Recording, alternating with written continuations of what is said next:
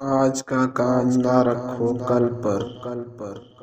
ایک دفعہ کسی گاؤں کا چودھری سودا لینے شہر میں آیا تو دیکھا کسی جگہ لوگ ایک وکیل کی بڑی تعریف کر رہے ہیں کہ وہ تو 100 روپے کی ایک ایک بات بتاتا ہے اور ہزار روپے کا ایک ایک نکتہ سمجھاتا ہے۔ چودھری نے دل میں کہا ہم بھی چل کر اس کی کوئی بات سن آئیں تو بہت اچھا ہوگا۔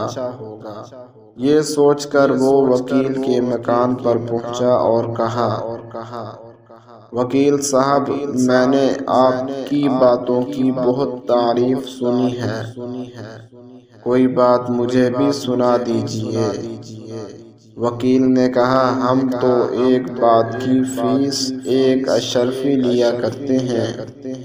یہ سن کر چودھری کا شوق اور بھی بڑھا اور اس نے 15 روپے نکال وکیل صاحب کے سامنے رکھ دیے۔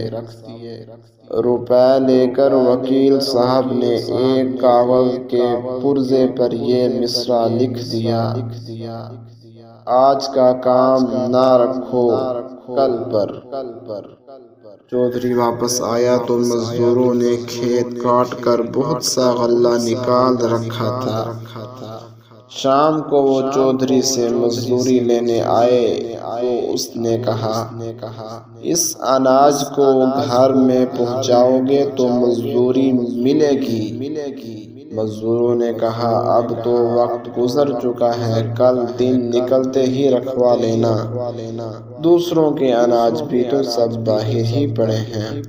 چودھری بولا بھائیو میں نے تو آج ہی 15 روپے دے کر یہ بات سیکھی ہے، بس میں تو اسی وقت رکھواؤں گا۔